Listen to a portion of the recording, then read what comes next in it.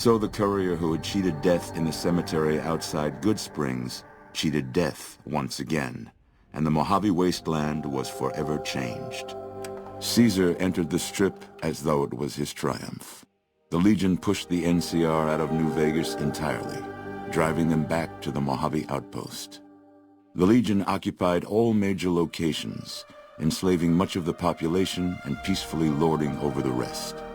Under the Legion's banner, civilization, unforgiving as it was, finally came to the Mojave wasteland. Though the courier himself was just and forthright in his dealings throughout the wasteland, he helped the Legion achieve victory. Caesar honored him with a golden coin, minted in celebration of his contributions and distributed throughout the wasteland. Tabitha and Rhonda went east, through Caesar's land. Occasionally, tales of their exploits found their way back west, though few believed them.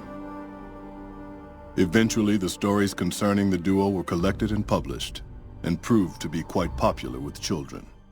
Convinced that his time as a gunslinger was past, Raul made peace with the idea of growing old.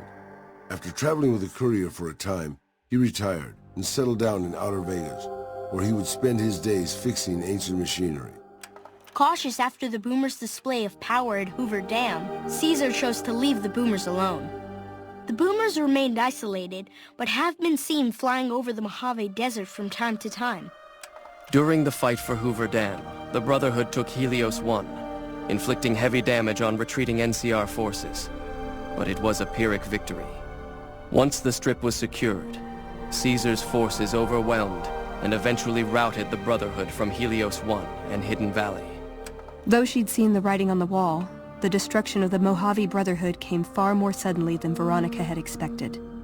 The news devastated her.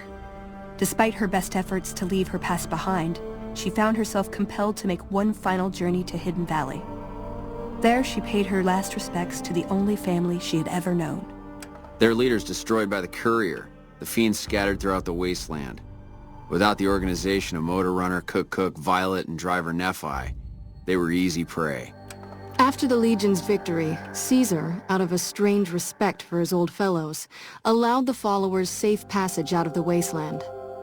Reluctantly, the followers accepted the offer and abandoned Old Mormon Fort to the Legion. Tricked by the courier and imprisoned by the Legion, Arcade remained Caesar's personal physician for several years. Caesar grew fond of speaking with such an educated man on philosophical matters. Arcade became his unwilling intellectual sparring partner. After years of such servitude, during an unguarded moment, Arcade used a surgical scalpel in his bare hands to disembowel himself.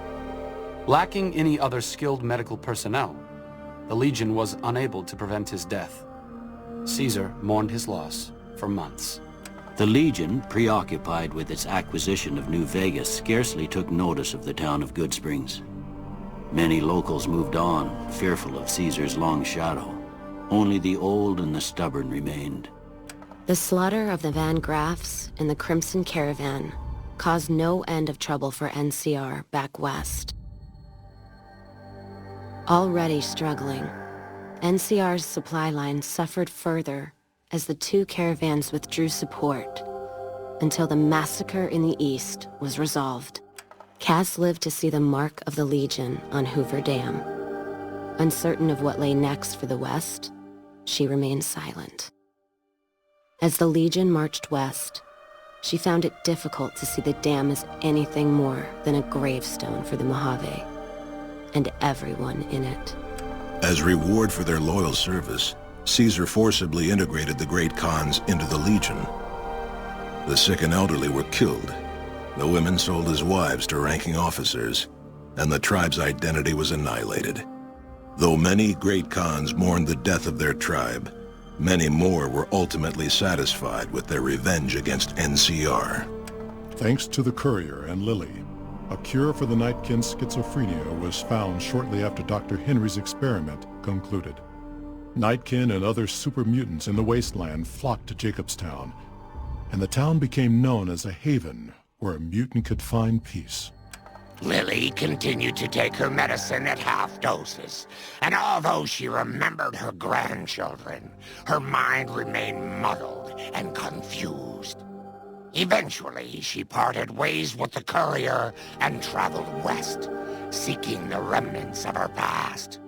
Impressed with the King's continued attacks upon NCR citizens and soldiers, the Legion offered them the option of being assimilated into the Legion. The Kings refused and briefly became slaves in the Legion, but after a failed escape attempt, they were all put to death.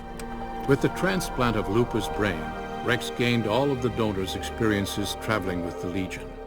These melded well with his own memories of the Legion, and his new mind quickly adjusted to the myriad memories.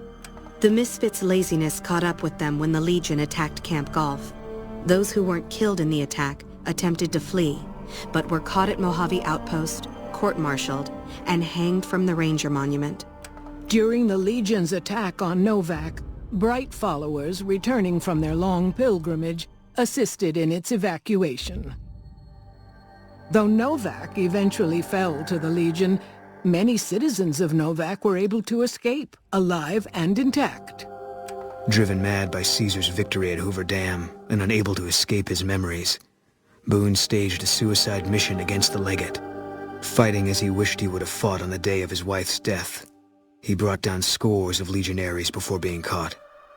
Before his crucifixion, he was brought before the Legate, who expressed his admiration for Boone's reckless abandon. Boone spat tobacco in his eye, for all of Caesar's armies to see. Most powder gangers at the correctional facility fled into the wasteland rather than face the advancing forces of the Legion. Those brave or foolish to remain were killed or crucified by the merciless legionaries. After the majority of the Vault 19 powder gangers joined the Great Khans, the weaker members scattered throughout the Mojave wasteland. Though a few managed to erase their past, most never survived the journey. Despite NCR's pledge to support Primm, they abandoned the town after their loss to Caesar. Though Caesar keeps Primm open for business, its citizens live under the constant watch of Legion soldiers.